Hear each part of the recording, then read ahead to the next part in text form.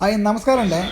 പോളിസിൻ്റെ മറ്റൊരു വീട്ടിലേക്ക് എല്ലാവർക്കും ഒരിക്കൽ കൂടി സ്വാഗതം. അപ്പോൾ നമ്മളിന്ന് വന്നിട്ടുള്ളത് നമ്മളെ കിണർ കുഴിക്കുന്ന അതുപോലെ തന്നെ കോൺക്രീറ്റ് ഒക്കെ പൊട്ടിക്കുന്ന ഒരു മെഷീനാണ്. ഒരു PH65 എന്ന് പറയുന്ന ഒരു മോഡലാണ്. ഇതൊരു പോളിമാക്കിൻ്റെ ഒരു മെഷീൻ കേട്ടോ.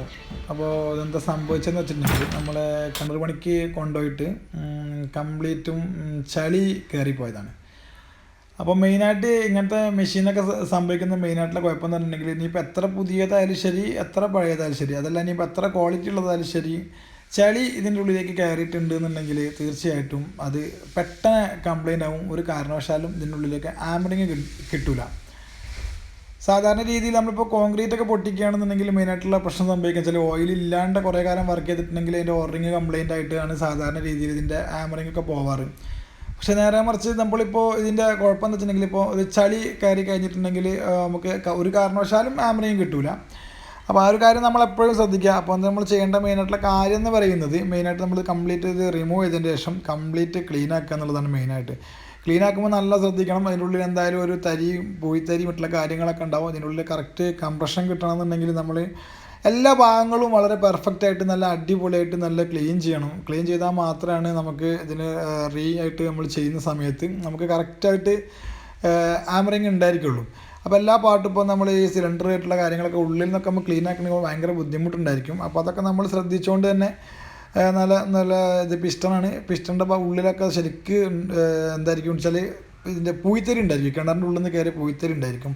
അപ്പോൾ രണ്ടാമത് റീസെറ്റ് ചെയ്തതിന് ശേഷം ഇത് ഭയങ്കര വൈബ്രേഷനുള്ള ഒരു മെഷീനാണല്ലോ. നമുക്കെല്ലാവർക്കും അറിയാം ഇങ്ങനത്തെ മെഷീൻ എന്ന് പറഞ്ഞത് ശരിക്കും വൈബ്രേഷൻ ഉണ്ടായിരിക്കും. അപ്പോൾ എന്ന് വെച്ചാൽ ഇതിൻ്റെ ഉള്ളിലുള്ള പൂഴിത്തരി രണ്ടാമതും ഇളകി വന്നിട്ട് നമ്മളെ ഈ പിസ്റ്റൻ്റെ ഉള്ളിലേക്കും അതുപോലെ തന്നെ ഈ സിലിണ്ടറിൻ്റെ ഉള്ളിലേക്കൊക്കെ വന്നിട്ട് ക്രാക്ക് വീണിട്ട് നമുക്ക് ഇത് വൈബ്രേഷൻ പോകാൻ സാധ്യതയുണ്ട്. അപ്പോൾ നമ്മളിതിപ്പോൾ റീസെറ്റ് ചെയ്യാണ്.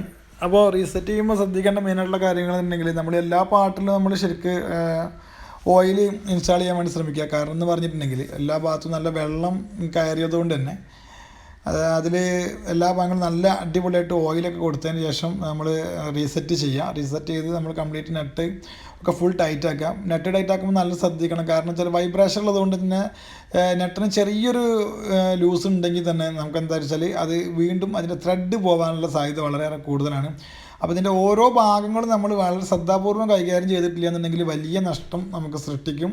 അപ്പോൾ ആ കാര്യം നമ്മൾ എപ്പോഴും നമ്മുടെ ശ്രദ്ധയിലും ഓർമ്മയിലും ഉണ്ടാകുക. അതിപ്പോൾ നമ്മൾ ഏകദേശം ഫുൾ ഫിനിഷ് ചെയ്ത് ഫിറ്റാക്കി സെറ്റാക്കി കഴിഞ്ഞ് നമ്മളൊന്ന് കുത്തി വെക്കുക. എന്താ പാടുന്നവരുണ്ടല്ലോ, ഇതാ നമ്മൾ സീരിയസ് കൊടുത്ത് കുഴപ്പമൊന്നുമില്ല, വലിയൊരു പ്രശ്നമൊന്നും കാണിക്കുന്നില്ല, എന്താ കിടക്കണേ കെട്ടാൻ പെട്ടെന്ന് പറഞ്ഞാണ്ട് ഓണാക്കി ബിറ്റ് കുടിക്കുകയും എൻ്റെ അടുത്ത് ലോക്കൽ ബിറ്റ് ചെയ്യുന്നത്. അപ്പോൾ അതുകൊണ്ടാണ് ഞാനിത് കറക്റ്റ് ഫുള്ളായിട്ട് ബിറ്റ് ഇട്ട് അടിച്ചിന് കാണിക്കാഞ്ഞത്. കാരണം ബിറ്റ് കംപ്ലയിൻ്റ് ചെയ്യുന്നത്.